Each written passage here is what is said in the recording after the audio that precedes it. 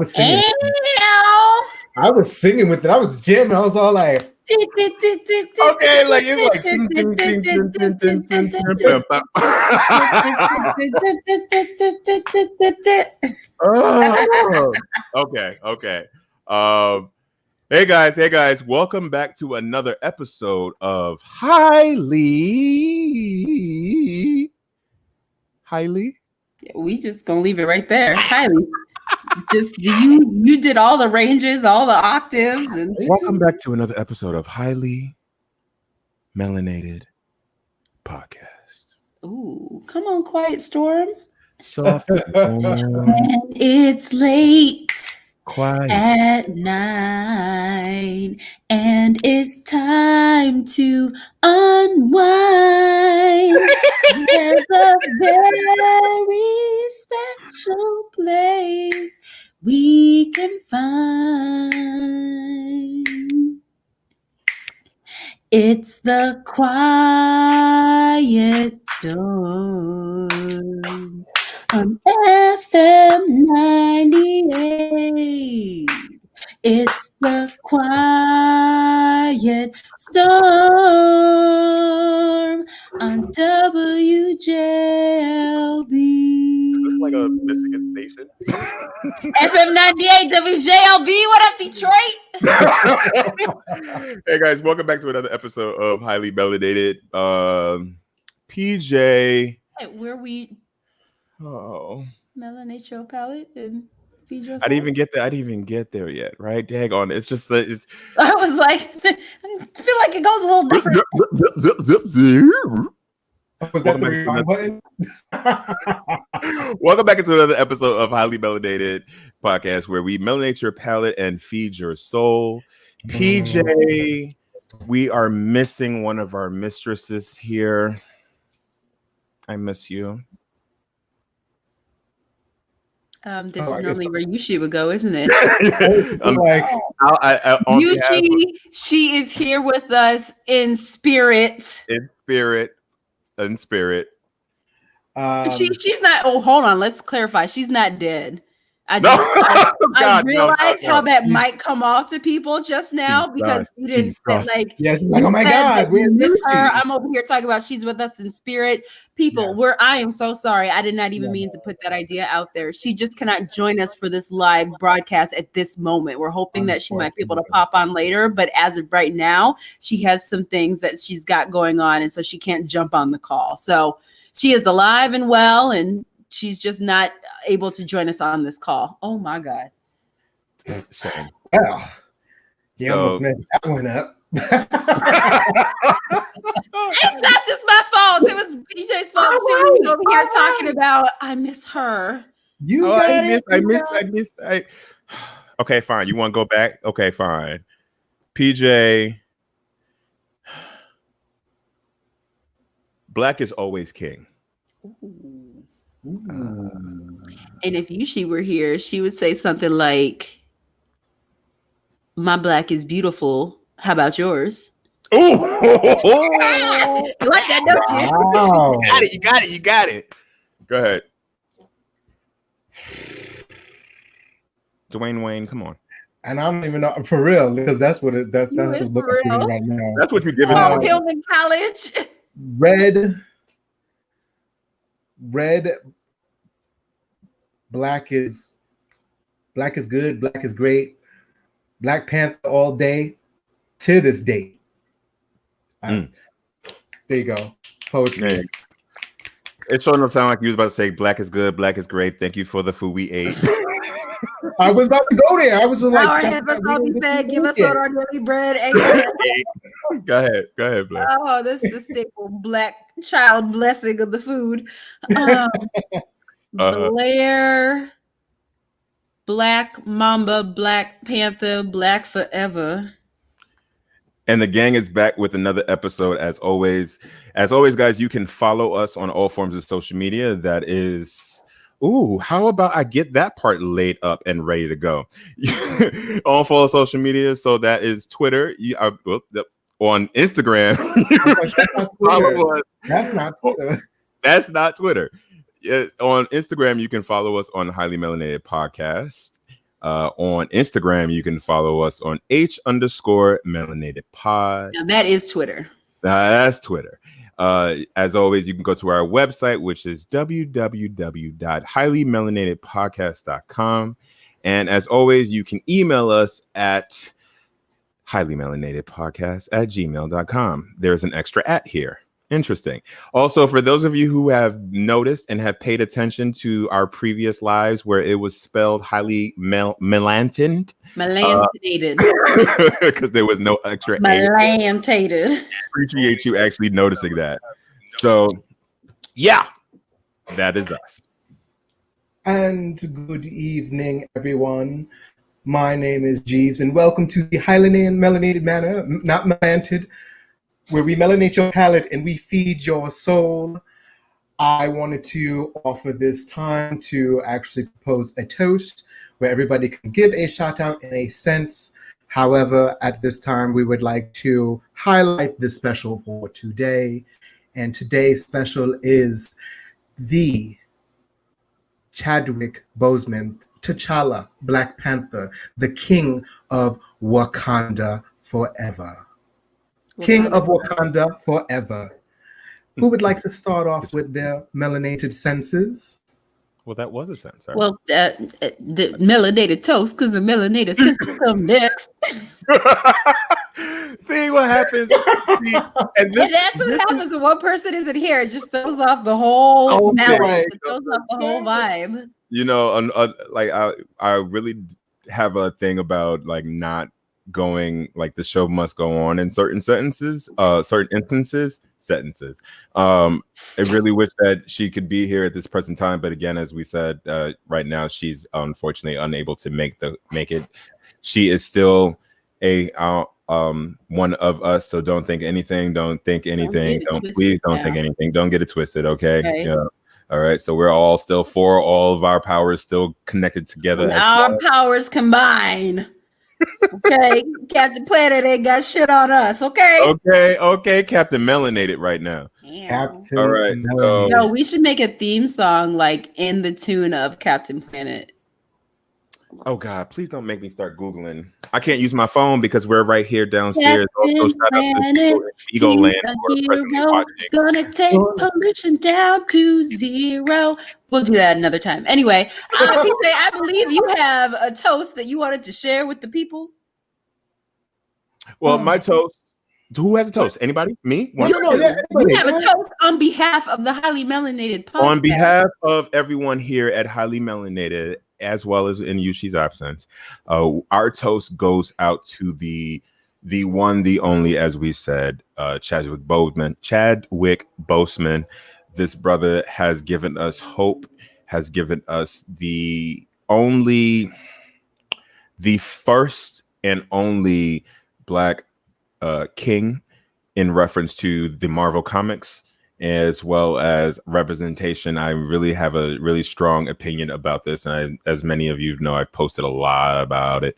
But shout out to the family and friends and hope that our hearts and our prayers are with everyone who's been affected by this, just by the loss of it. He's not just an actor, but we'll talk a little bit more about that in a little bit.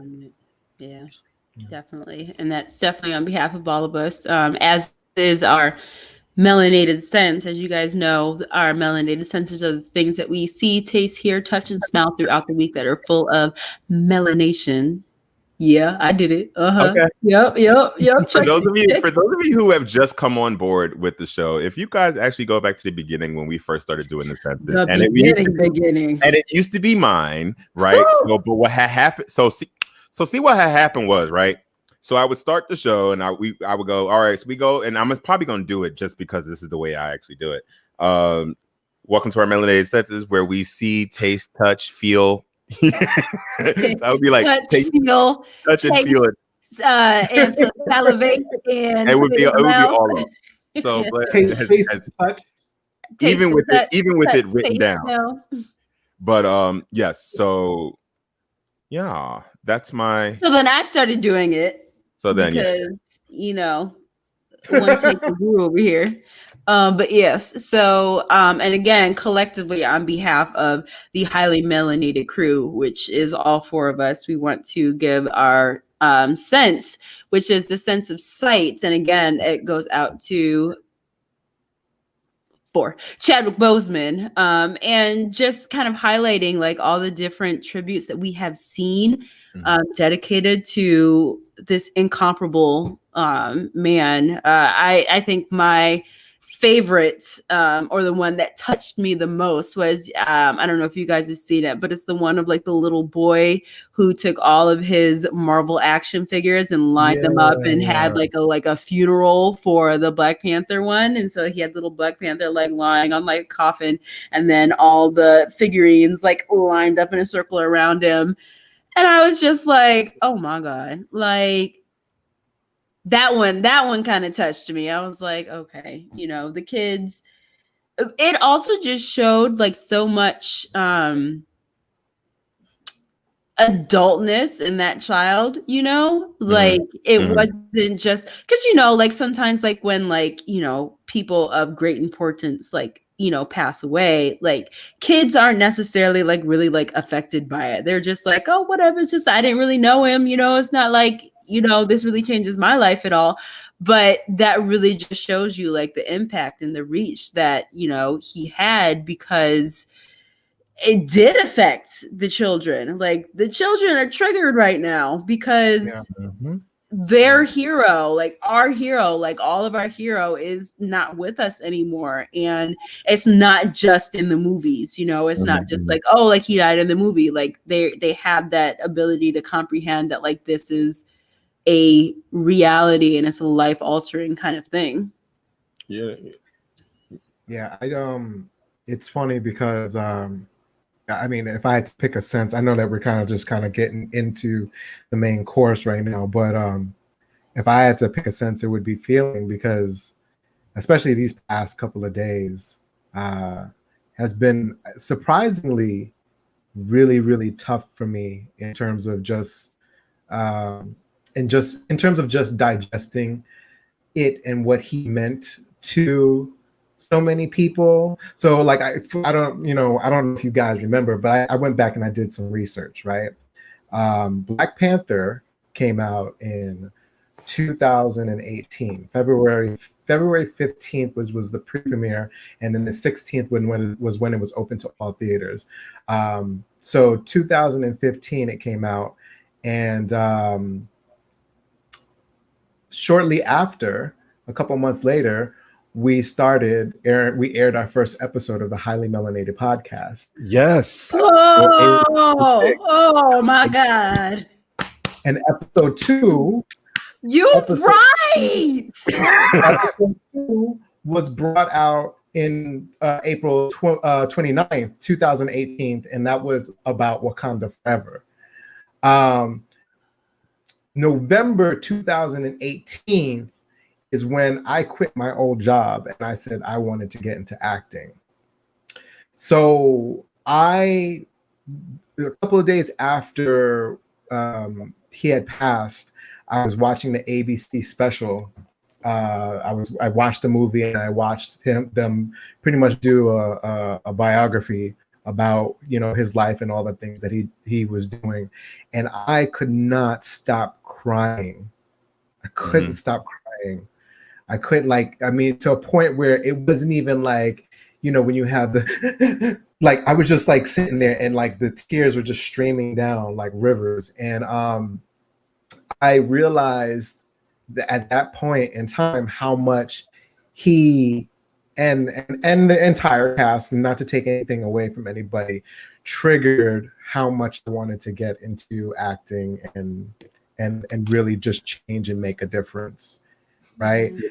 It's phenomenal to think about like how he affected me personally. And then if you also think about it, how he also kind of geared up and prepared everybody for what was happening this year in 2020. So, because Thanos out here wreaking havoc. Okay. Thanos. Look, somebody needs to take the glove from Thanos, and unverse the snap, because this year is nothing but 2020, as I've said and I've posted this, 2020 can choke on a vibranium testicle. Okay, so it has been. And those don't go down easy. Pause for a second. Right, so he's gonna sip this cup with and didn't share. Come on, merch. No, he got his own merch. I was actually in the process of actually ordering some merch, but we'll get into that in a little bit. I don't know what you're talking about. Let me write this down. Yeah. Keep sipping on the.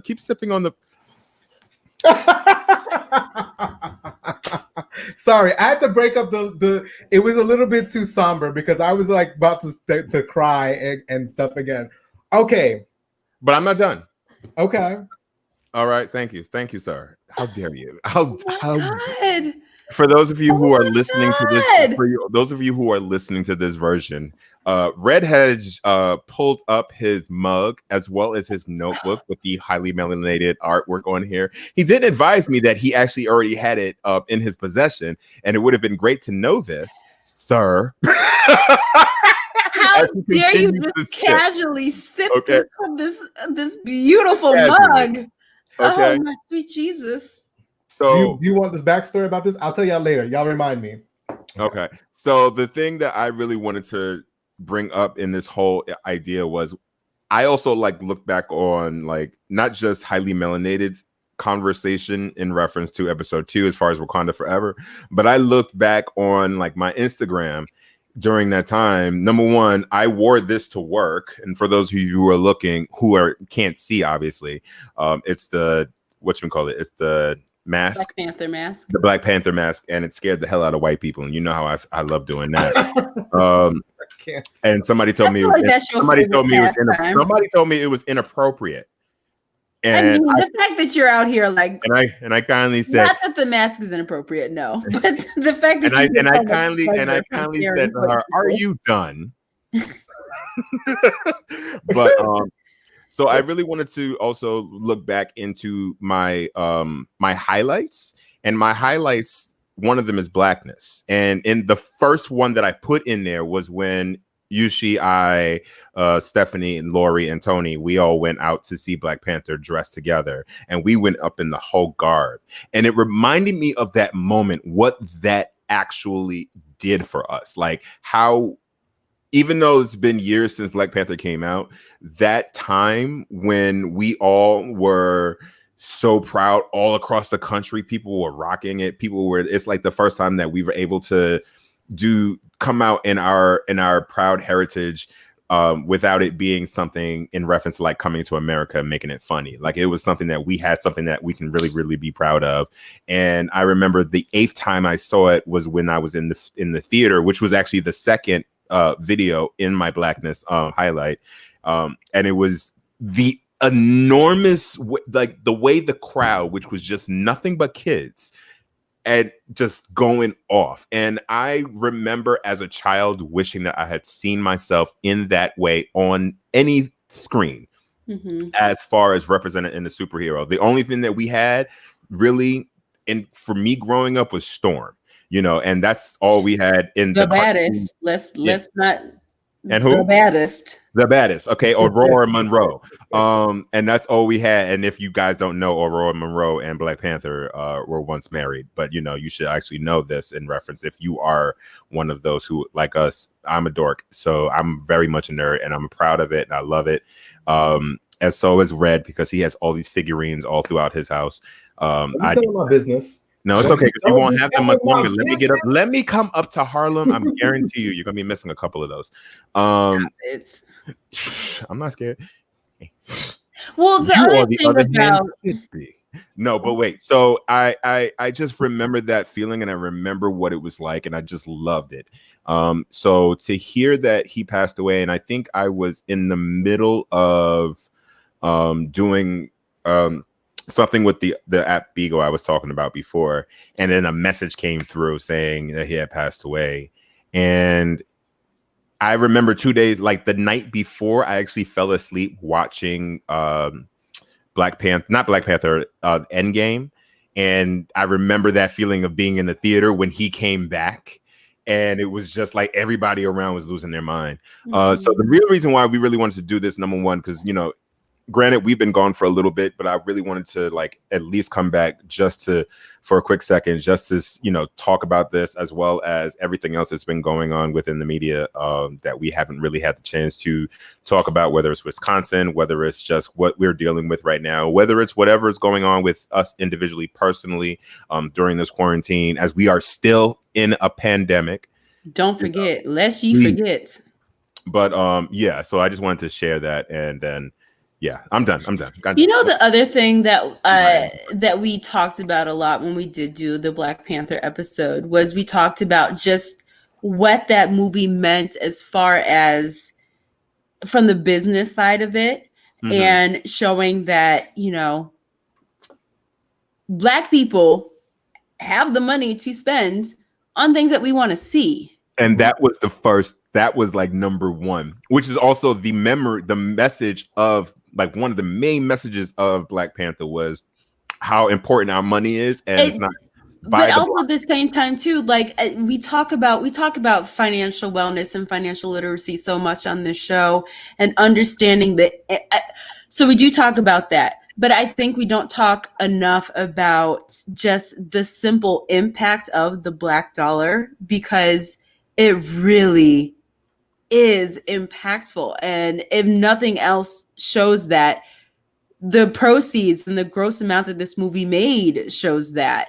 And it was just so important to make such a statement. Like, I think regardless, there was so much that went into this movie, like the politics of it, the business of it, the nostalgia of it, just the entertainment of it. There were so many different angles of it. But it was so important to make sure that we as Black people supported this movie, because it's sending a clear and direct message to Hollywood and to film producers that we want to see more Black people on TV, on film. It's just point blank, period. And we don't want to see Black people in the stereotypical Black roles that y'all want to put us in. We don't want to keep doing the mammy stuff. We don't want to do all those things that show Black people in a negative light. We want to see Black people the way that we see ourselves, like, you know, no, like we're not like superheroes, but like we feel like we are. So why can't we see ourselves like that? Yeah. So I think I think it's a long time coming. Black Panther like really ushered in a new era, because it, you know, when I think about this year with 2020, with there's, you know, us, I mean, even before that, but 2020, let's just say, and then there's this big push to support Black-owned businesses. I think a lot of people get it confused in terms of, you know, as an individual, that means to just only support Black-owned businesses, and I don't think that it means that. I think that there are many different things that we might not necessarily have access to, or maybe another company does better. So you could still buy elsewhere, but are we really taking the time to really sit down and put the time and effort to invest in something that we either don't understand or understand poorly, or are we really taking the time to build up character and so on and so forth when it comes to any aspect of the business? You know, one of my best friends, he's you know, he's Ghanaian, and we had I remember having a long discussion with him. Me and him have always been cool, but you know, he kind of mentioned, like, you know, it's frustrating because all these years, like, you know, when he was younger, people would say stuff like, you know, African booty scratcher, and like, you know, kind of played him out. And now it's kind of the cool in thing to be African, to get back to your roots, to understand. And it's all because we didn't have the understanding, the time, the effort to invest where we're from, what it means to know our people. And Black Panther was, you know, not just on a superhero level, but on a cultural level. He was touching on that. Like, that was the whole a whole divergence between him and Killmonger, right? Mm-hmm. Like, you left me behind, and it's like, no, we didn't leave you behind. It was for what was best. So I think it opens a door to have a lot of conversations and how we can be better as people. Right. And I just loved every moment of that, because I mean, you know me, and we talked about this at the end of the last episode 2, when we took the personality test to see like who was which character. Mm-hmm. I'm T'Challa, and I'm very flattered to have that pseudo test, pick that. But that's how I really am. I really am about what is best for everyone. How can I make things better? How can I think outside of the box? What are we missing? And a lot of people, we don't have enough people doing that. You know what? The thing I also want to make sure that we do mention is, like, of course, we all, like, we could go on all day about how impactful Black Panther was, the movie as a whole, and what it means for us as a culture and what it means for us as a people. But in keeping with the theme of like really just making sure that we take the time to honor Chadwick Boseman as a person, like his other roles, like he played James Brown, in 42 when he played Jackie Robinson. I think it's just so amazing that like he just played iconic people, like, and like he like icons like James Brown, Jackie Robinson, Black Panther. It's just a testament to him as a person and him as an actor at the same time too, and that's something that all of us are able to relate to. Like, I hope and pray and know that one day, like, I'll be able to, follow in those same kind of footsteps and show that I have like that emotional range and I have those talents as well to be able to be trusted by film producers to play such iconic people. I think that is amazing. And it's just so, I saw a meme the other day, and it had like pictures of him like when he was in like all these roles, and it said like, he played legends, and how amazing is it that now he is a legend in himself. Like Chadwick Boseman, the person, like, is a legend now. There's going to be a day, not too far in the distant future, where some kid or some guy is going to be so excited because he gets to play Chadwick Boseman in the biopic, and it's going to be the story of like his life. And like, the thing is, I can't wait to see how they depict just like, because the fact that like nobody knew that he had cancer, the conscious choice that he made, like, not to make that public knowledge, that still just blows my mind. And I remember like when we all found out about this last week, and then because a couple months ago, my roommate had showed me a picture of him. She's like, "Did you see Chadwick Boseman?" And I was like, "What are you talking about?" She was like, "Look at this picture of him." And she showed me a picture of him. And that was the picture that was circulating on the social media webs, where he looked very emaciated. And, everybody was like, talking shit and doing all those things. And I looked at him and I was like, wow, he looks sick. I hope he's not sick. I hope that this is for a role, and I hope that he's not actually sick. And then come to find out, he was sick. And the fact that he kept that, I know that he made a conscious decision not to make that public knowledge. And I really think that takes a lot of courage, because that just meant that he had to keep up appearances, and he couldn't ever like kind of let himself kind of not breathe, but like he couldn't let his guard down, he couldn't allow himself to be vulnerable, because he couldn't like have people kind of look at him like, like, "Oh, bro, you all right?" Like, nobody knew. And I don't know if you guys saw that interview the other day. I'm drawing a blank on his name right now, but it was another one of the actors from the Five Bloods, and he was talking about how he is so full of regret, because when they were on set, he said it was like his first day working with him on set, and he You saw that, and Yeah, he I was saw talking that. about. I didn't see it. Oh, it's my first time like meeting him. He's a cool guy, but he seems kind of like Precious, he called him. precious. Like he seems kind of precious. And like the interviewer is like, what are you talking about? What do you mean? He's like, oh, well, he had like, people over there like rubbing his shoulders and, people like just kind of like around him and stuff. And he's thinking, he's like, oh man, he doesn't let that Black Panther stuff go to his head, like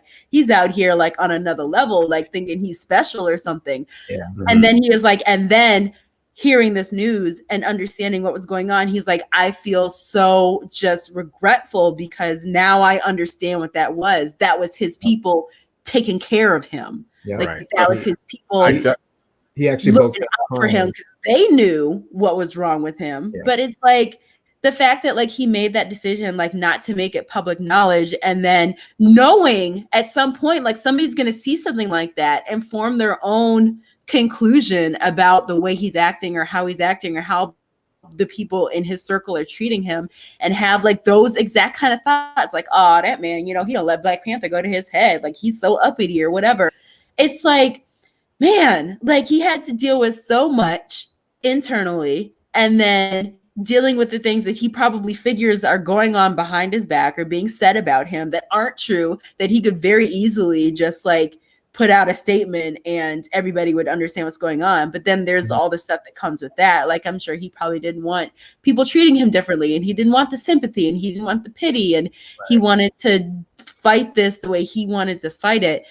Like, I just keep thinking about like what that must have felt like, to like be a hero and have to keep up that persona, that visual, and how other people like perceive you. Like, because as soon as like, if he were to tell people like, like, oh, I have colon cancer, like people would stop seeing him as the hero. Like people would stop seeing him and start pitying him and start feeling sorry for him. And I think that he understood just how important it is that we continue to be in awe of him because of what it does for us, and not because he's looking for the glory or he's looking for the accolades, but really what it means to have somebody that you look up to like that.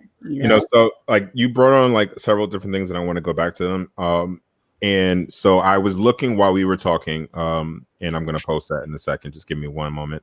I was looking at something, and this is in the words of Chadwick Boseman, and this is what made me feel so like connected to him when I remember him saying this before, which was the project that I end up doing that I want to be involved in any way have always been projects that have been impactful for the most part to my people, to Black people, to see Black people in ways that you have not seen them before.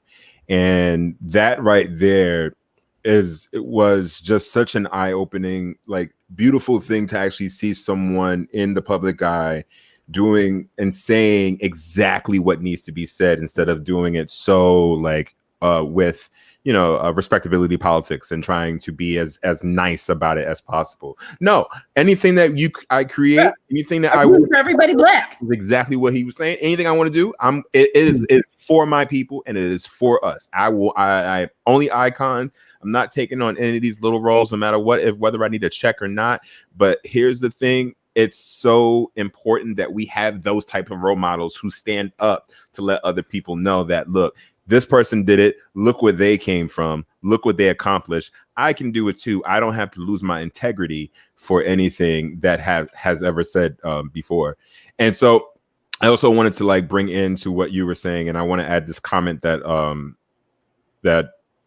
Christopher Cropper has said on Facebook. What up, Chris?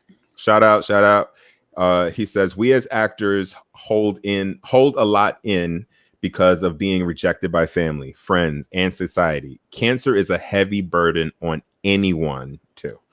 And that is so true. And I love the idea what you were bringing up in reference to, because it like bleeds into like the conversation that I really wanted to have as well, like a short, really quick conversation about the idea of you honestly really don't know what somebody else is going through before you start passing judgment on what somebody is living, people's walks, people's lives. You have no idea. If they don't speak on it, then people have a tendency, society has a tendency to just come form these own opinions. And it really pissed me off when I saw that on Twitter and, talking about all these things, different things that people were saying when during that time. He had a beautiful voice. He did great roles. And even though at a point, I know he even said that there were moments where he just got tired of doing, like, if anybody else asked me to do the arms up again, I'm losing my mind.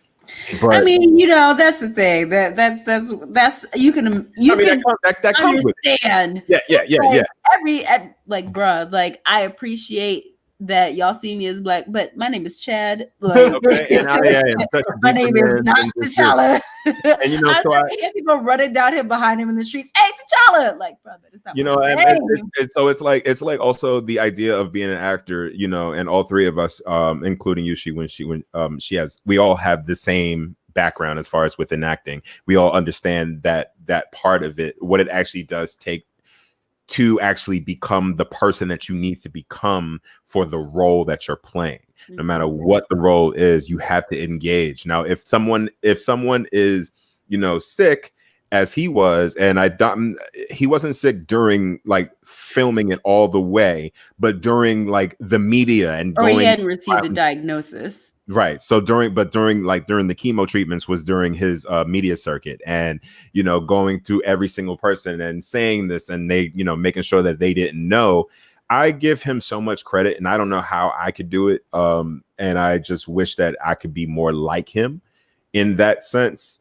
Not to say that we look for things for pity, but in the sense of he walked around here with this head held high, chest puffed out, and and I have seen, and I think every single person has been touched by cancer in one form or fashion.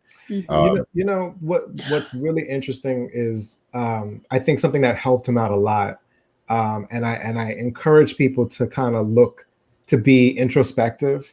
And I'm happy that he had a good set of people around him, because with all of the stuff that he was going through with stage 4 cancer, no one leaked that information. Not one person knew.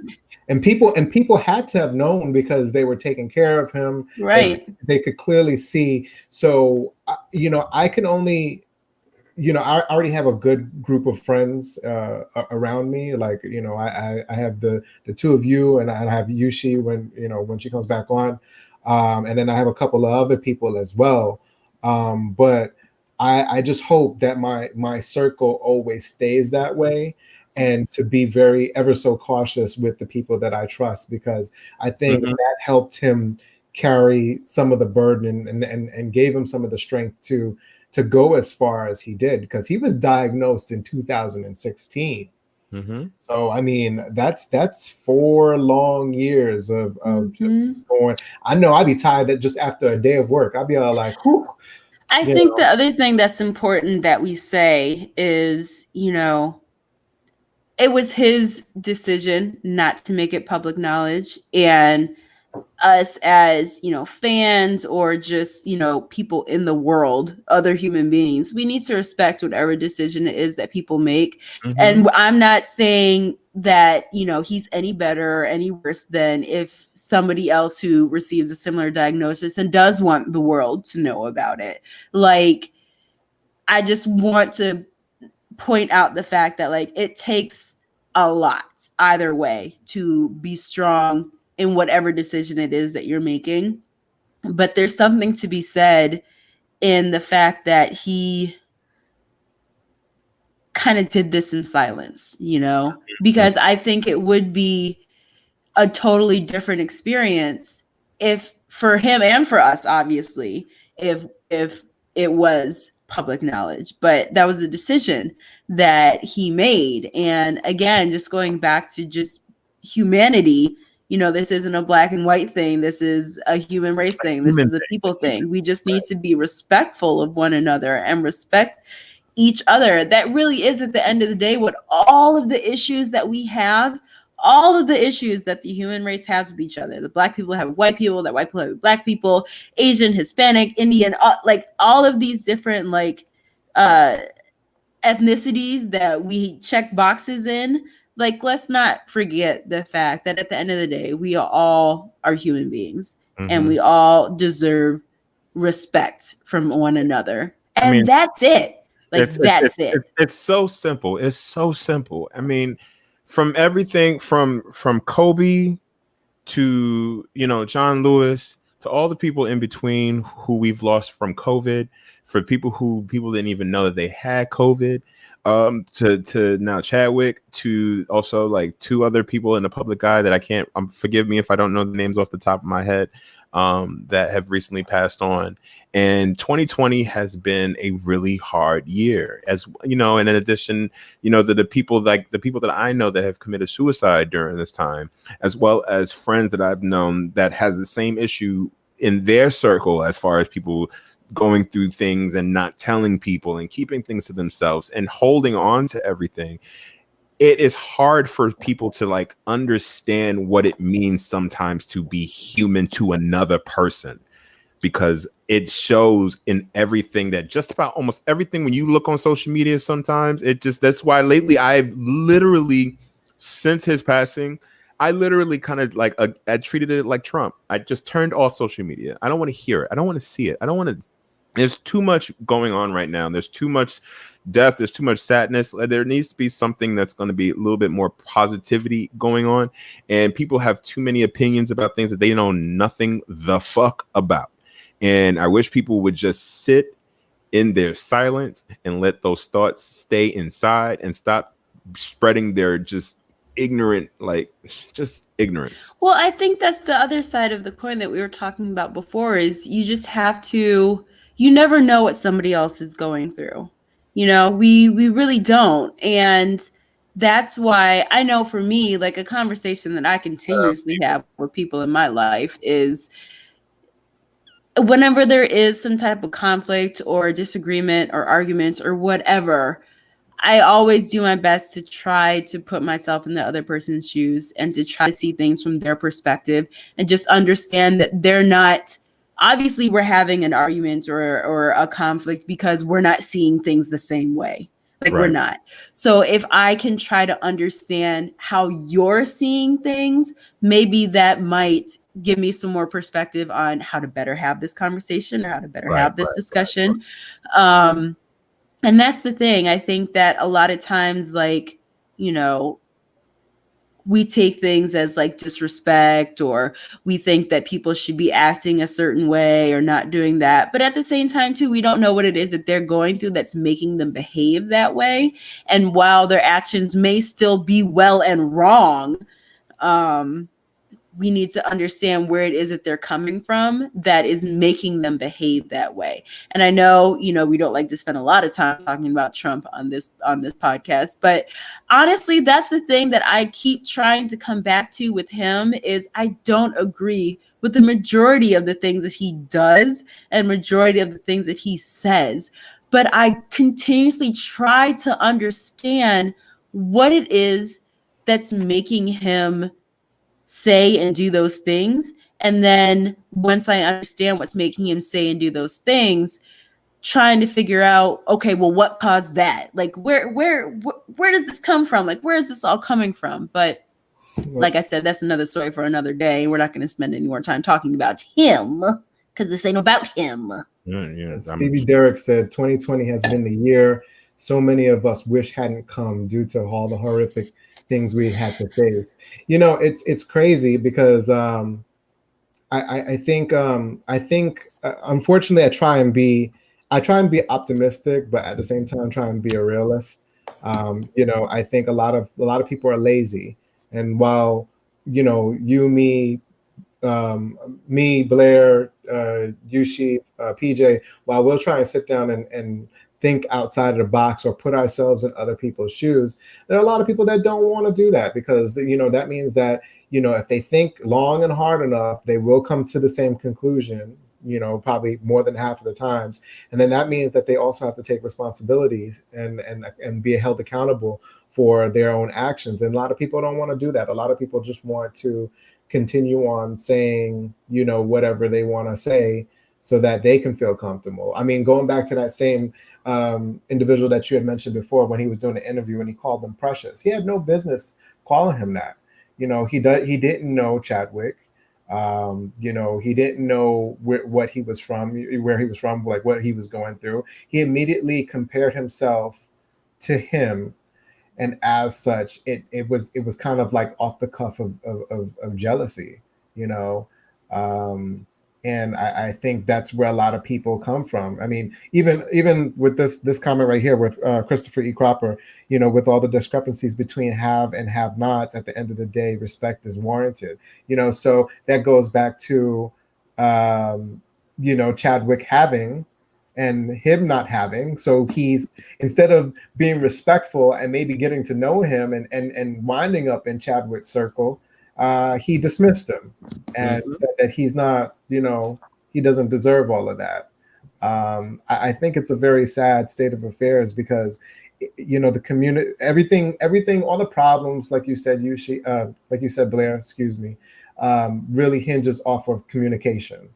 It all boils down back to that. We have to be willing to listen to each other. And I always say this, listening doesn't just mean hearing what the person says. It means taking the time to try to actively understand what it is that person is saying. And that involves putting yourself in that person's shoes so that way you really can try to get a full perspective of what it is that they're saying and why they're saying it.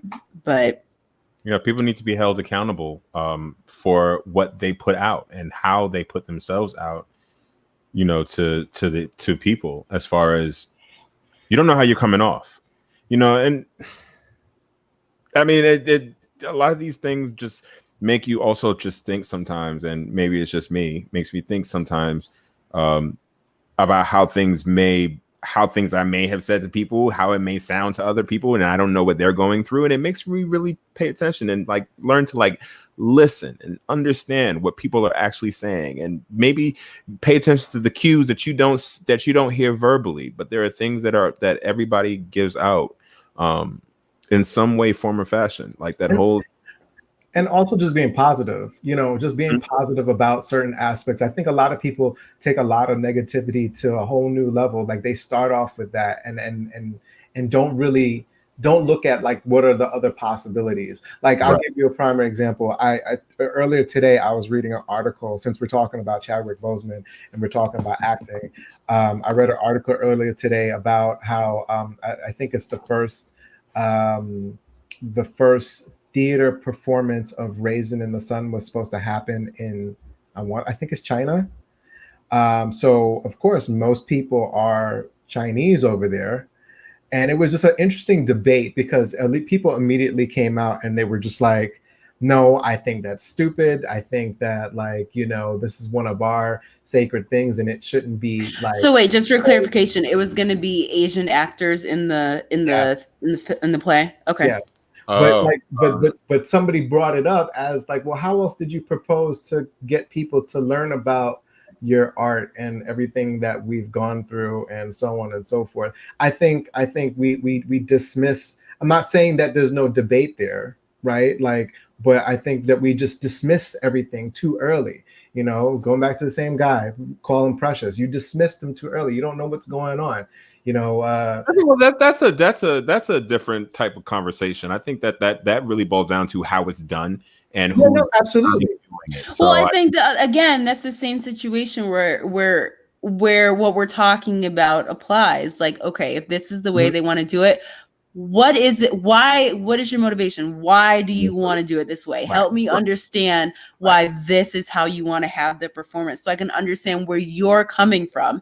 And then if we still disagree, I can at least talk to you in a way where you might be able to understand what I'm coming from, because I can change how I'm talking to you about this situation, because I have an understanding of what your intentions are. Right. So I can speak to you in a language that you will understand.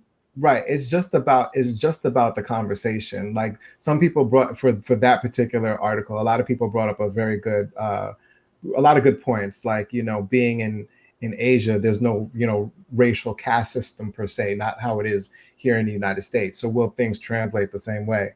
And I know we're like kind of like getting off topic, but I just want people to see like there needs to be a conversation about everything, and most people are too lazy to have that conversation. They just go, no. Most people are too lazy, or most people don't know how to have that conversation productively. That part. And most people, the other issue is like people feel justified in how they feel, and that's not to say that they're wrong. That's not to say that you're wrong, but it's to say that people feel like what they feel is correct. So that means if anybody has an opposing view, then they are wrong. So it lessens the opportunity to have a productive conversation because you're going into it already thinking that person is wrong. Yeah. There's I'll tell you something right now. There's one person in particular that I hope is watching this podcast. That's all I'm gonna say. Directed at you, sir or ma'am. Madam or sir. I'm really glad that we're actually having this conversation. Again, I wish she was here to actually give her opinions. I know she would have a really strong opinion about this. And I wish the next time we come, we do everything together, I'm going to give her the opportunity to actually give her input. But I really am glad that we're having this conversation in reference to paying, as one of the comments had said earlier. I'm loving this conversation. We're really paying homage to great homage to Chadwick. And the point of this is like the idea of what it really means right now, guys, to give people their roses now. Because you really have no idea, again, circling back to that, what people are actually going through behind the scenes.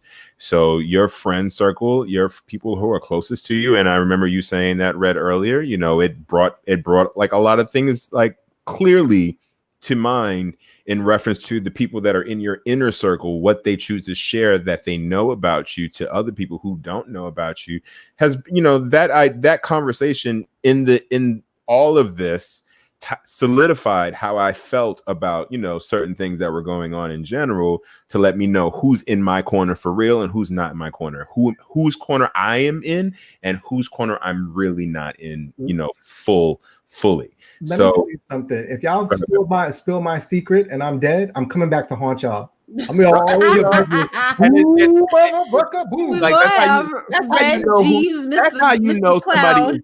That's how you really who, Mr. Cloud. That's how you know somebody is really there to support you, man. Like if they are there for you, they hold your greatest secrets. They don't run and tell that. You know what I mean? First of all, there's only one person that knows absolutely everything about me, and I know who that person is, and she knows who she is. So if we ever have an issue, I'm gonna know directly who to go to. And that also just like I mean, not that there's anything to tell. But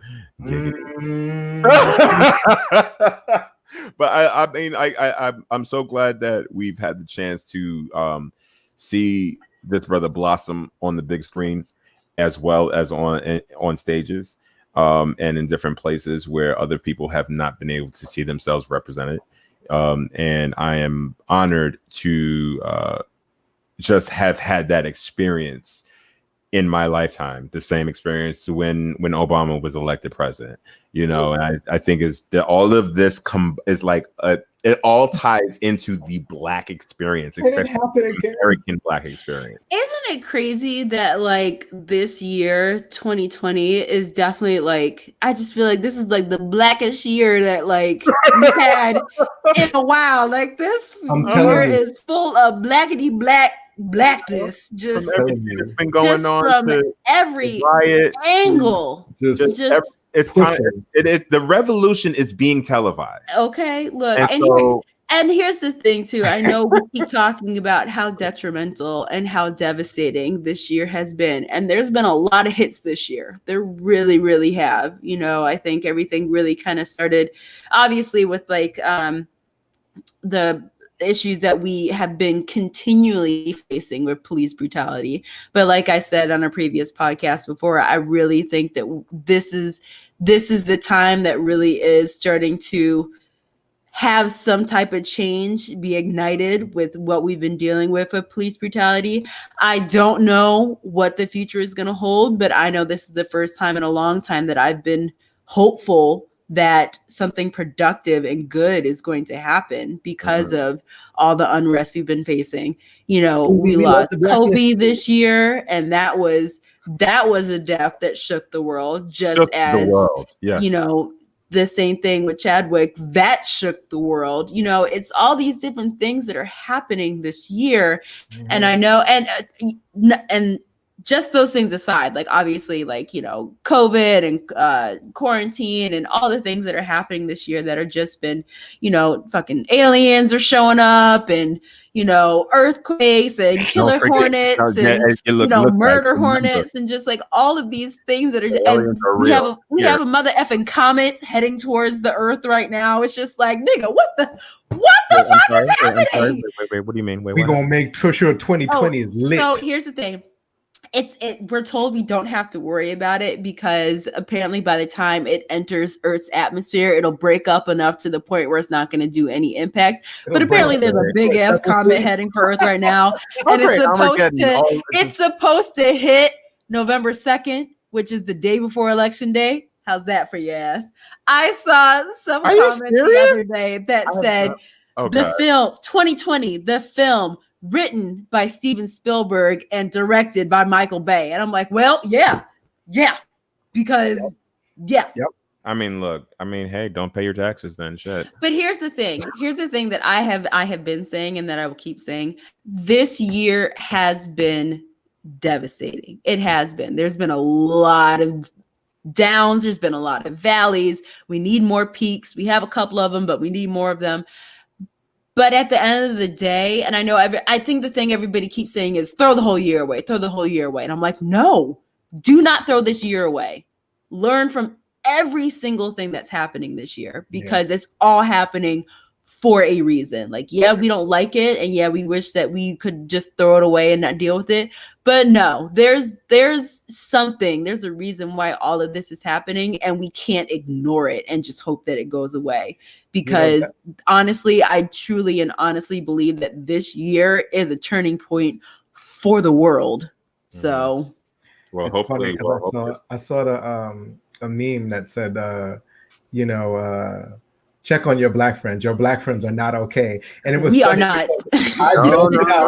I built, so while it's a very true statement, I belted out such a hearty laugh because at the end of the day, as black people, we go through so much adversity anyway. I'm all like, the only thing you can do is laugh, because whatever's going to happen is going to happen. I'm going to go out there. I'm going to go fight Corona. I'm going to go out there. I'm going to fight racism. I'm going to go out there. I'm going to fight all the freaking sadness and depression that I have from Chadwick passing. I'm going to fight this. I'm going to fight that. All my life, I had to fight. All my life, I had to fight. If anybody gets a chance, one of my good friends and former roommates, her name is Samaji Best. She wrote an article that got published in the Huffington Post, and forgive me, I can't remember the exact title of it right now, but it was along the lines of, every day it's exhausting being black, but today is just another level, essentially. I'm sorry, I know I butchered the title of it, but it was along those lines, and she wrote it in regards to the passing of Chadwick Boseman and like what that did to us as a community. Because it's like, absolutely, like, damn, every day it is just hard being black in America, but damn, today, man. So every day is a winding road, and it's just been winding and winding, but we still have to stay on the path. We still have to keep pushing forward. You know, we can't stop. Don't stop, won't stop. Rockefeller Records, because we get down, baby. We get down, baby. Girls, the girls that love us. She right here. Oh. In college. Oh my God. Sorry. This is going to be a quick little story time. In college, my freshman year, was it freshman year? Story time. No, it was sophomore year. We decided that we were going to throw a party in the lounge. Like we were gonna like throw like an unsanctioned like basement party in the lounge of our dorm room, and we made up like little flyers. And the name of the party was "Can't Stop, Won't Stop," and we made up flyers and we put it on the flyer and we passed them out around campus. And we were like, "Yo, Can't Stop, Won't Stop party happening in the South Quad. Be there, be square." And it was like This is a good comment. Christopher one of those things. Cropper again says, our ancestors gave us our first taste of survivor skills. It's a good comment right there. I'm with that. I'm Come on, Christopher Cropper, dropping knowledge, dropping gems. That's actually been in the comments, coming in together. So yeah. Oh gosh. But you know what? We're here. We are because here. Our ancestors made that possible. Okay, just like I saw some so I saw some post that said, who is the better lawyer? Annalise Keating. What was it, Chris? Red, what was it? Annalise Keating. Who's the other one? Did I see that comment? Yeah, it was Annalise Keating, another lawyer, and then Claire Huxtable. I forgot who the other one was. I'm sorry. I'm gonna need to know who the other one was in order to accurately answer this question. I don't think it was. No, and it was Annalise Keating, Olivia Pope, and then Claire Huxtable, and then somebody said Olivia and Annalise could walk because Claire could run because Claire walked, and that's the truth. No matter, I mean, and as you said before, and as like to agree with the comment that was given earlier, here's the thing: everybody, we've had this fight before, with everything that's going on within the news, as far as what we've been seeing with Black Lives Matter, as far as our life actually does matter. We've been here before when it comes to you have no idea what people are going through behind closed doors. You got Arthur Ashe, you got Magic Johnson, you have people who have opioid addictions, such as, other people who had passed on, whether it be Prince or Michael or anybody or Whitney or whoever the issue is. And not to say, anything about those, negative or positive, we just don't know, because behind closed doors, we don't know what people are going through. So the important part, I think I would like to make sure that maybe this will be part of our dessert, but really is be kind to people. I just gave my dessert. Well, here's the thing. So going into dessert, so one thing we should note is we are coming up on the end of summer, and we are entering into the fall season, even though it don't feel like it because it's still hot AF outside. Oh my God! Isn't the first day of fall September 22nd? It can't get here soon enough. Okay, it's hot, and I can't. But so in recognition of, it being summer coming to an end, I think I did before, like, what's like your favorite like popsicle or something to have like in the summer. But so what is your favorite fall season treat that you're looking forward to?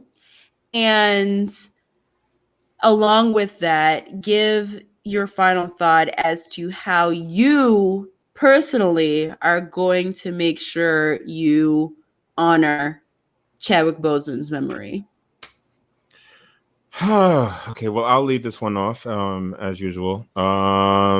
Dang goodness, I don't know you know what? In the fall. Because Starbucks is already like putting out their pumpkin spice drinks and all that. They ready. They ready. In the fall, I'm going to work on creating or make my own Black Panther cake with Shuri Fist under it. Wait. You said that you were making cakes for all of us? Because that's what I heard. That's what I heard too. I've been actually doing some really good cooking lately, guys. I will be waiting for my cake. I told my roommate the other day I'm gonna make my own birthday cake this year. Yo, Stevie, blazing hip hop and R&B, like Like, yo, So ridiculous. Sorry. it's okay because for those who are listening, one of the comments said it's blazing outside. Eleanor. With like 70 G's because it is blazing. And wait, what was the question again? How are you? How are you personally going to honor Chadwick Boseman's memory? I'm gonna honor Chadwick Boseman's memory in what it is that I do and what it is that I create.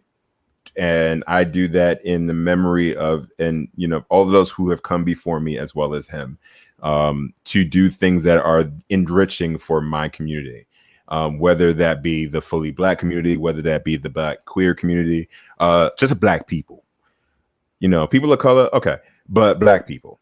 And I've said this before. I'm all about, as I says on our artwork, I love my melanin, and I'm going to continue to do so. Amen. Amen. Amen. That's for you, Stevie.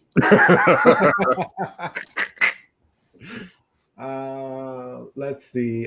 For me, my fall treat, I think the thing that I think about the most when around this time of the year, or a little bit later, I should say, is sweet potato pie. Look, you better take mine. Look, I mean, it's always so good and so timely. And it's so funny because it's always the debate on whether or not sweet potato pie is better than pumpkin pie. And people will match them up together and put them on a table, and they're all like, just let them be their own thing. Come on. One is pumpkin, and I'm all like, that one's sweet potato, thank you very much. And I'll just walk away. I know my sweet potato pie. One is a root and one is a stem. Leave it alone.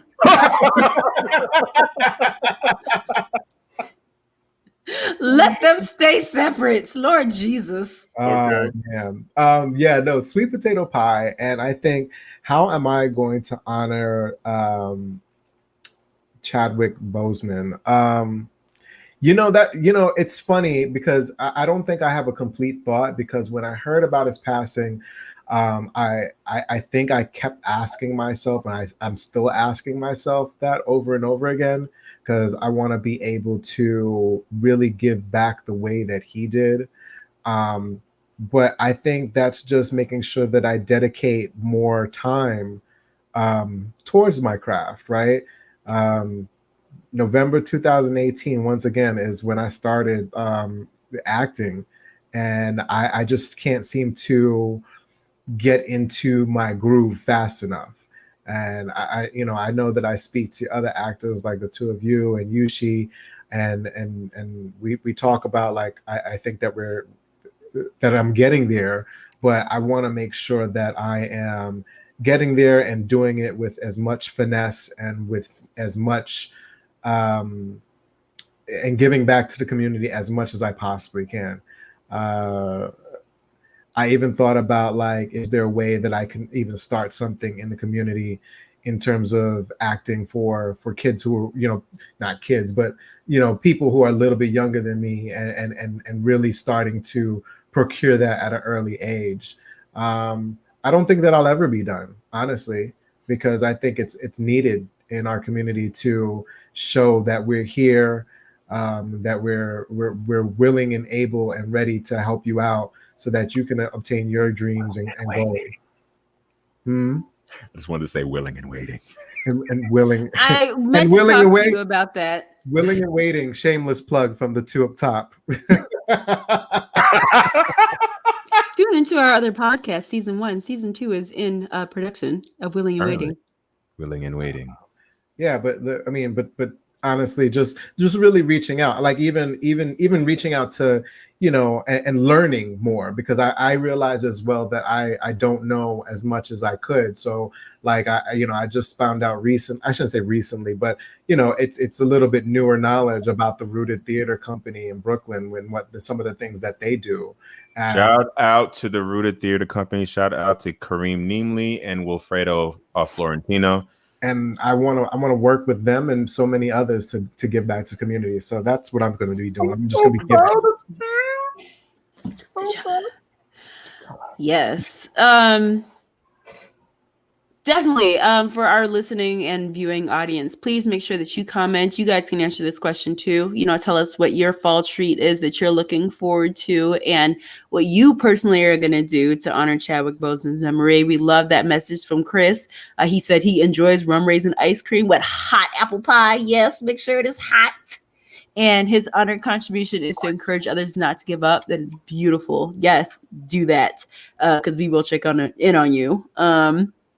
And for me, mine too was also sweet potato pie. I am very much looking forward to that because I was one of those Black people for the longest time. I did not eat. I did not eat. No, I just said I didn't like either. I never had either. I didn't have pumpkin. I didn't have sweet potato.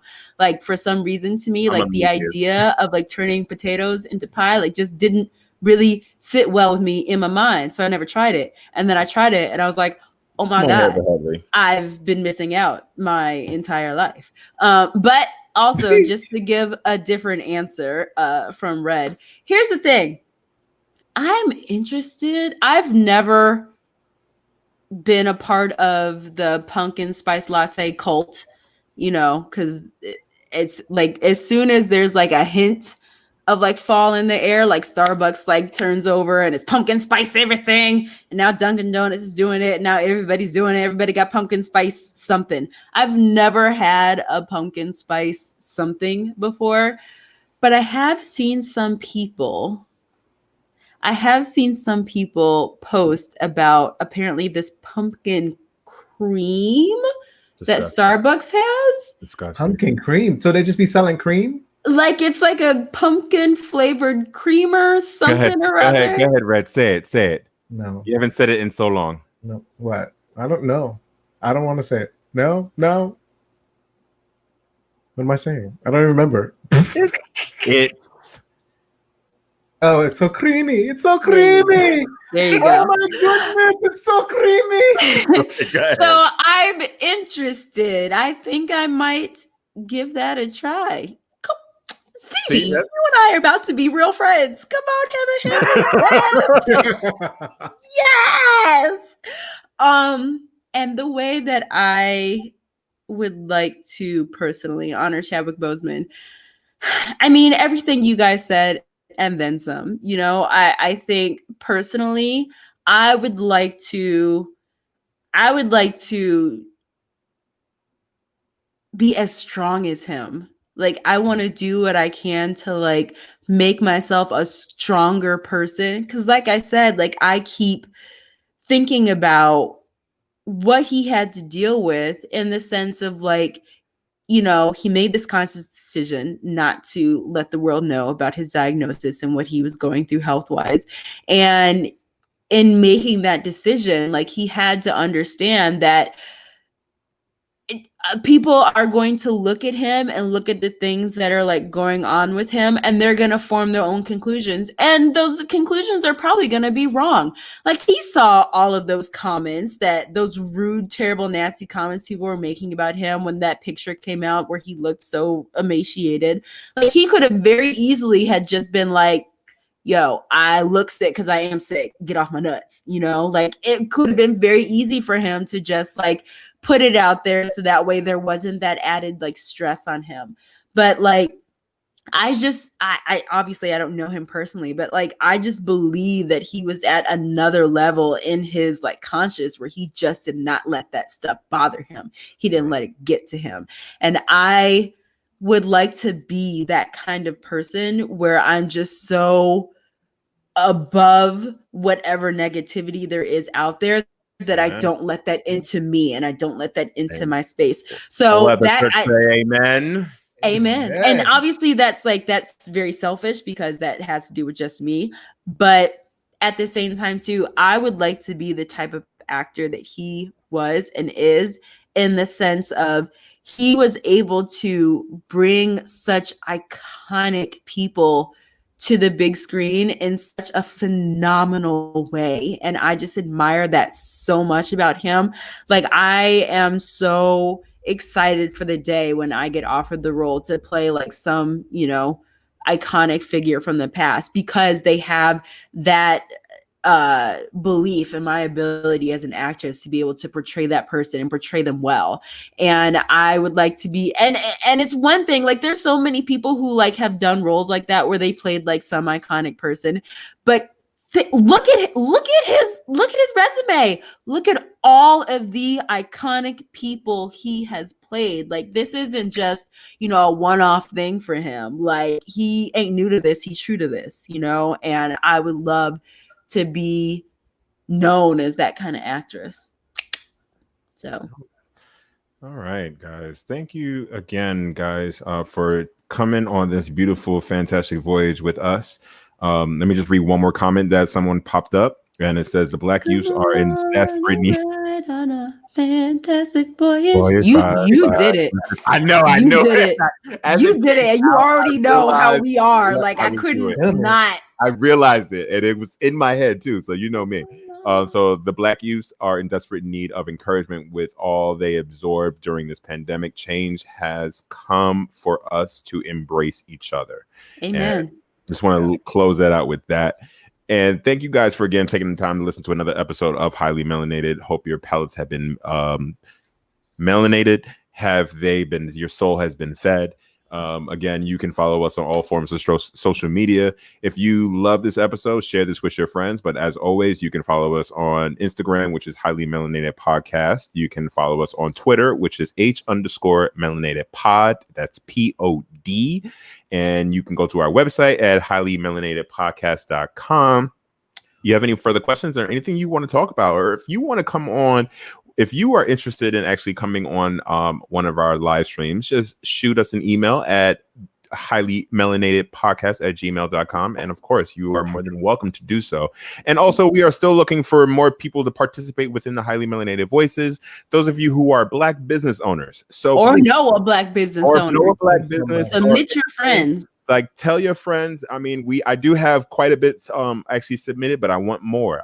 This is the point of Highly Melanated. We make an impact on our community, and we do what we can to to help others grow.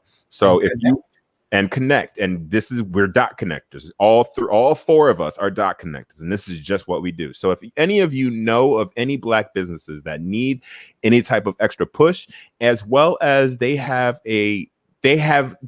a Black business, they can help others who want to create their own Black business. So so these questions that we have everybody participating in is a question and answer, and it's just you giving your highly melanated voice. What does it mean to you to own a Black business? What obstacles and what did you learn from? And then what advice would you give to the next person as far as who wants to open a Black business? So if you want to do anything, once again, just go ahead and shoot us an email at highlymelanatedpodcast@gmail.com, or you can DM us on either of the platforms, which is on Instagram as well as Twitter. All right, guys. So on that note, this love, peace, and Wakanda forever. Love, peace, and Wakanda forever. And all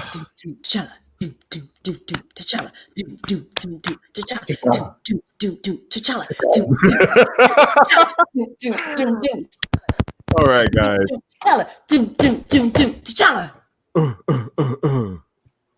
Bye.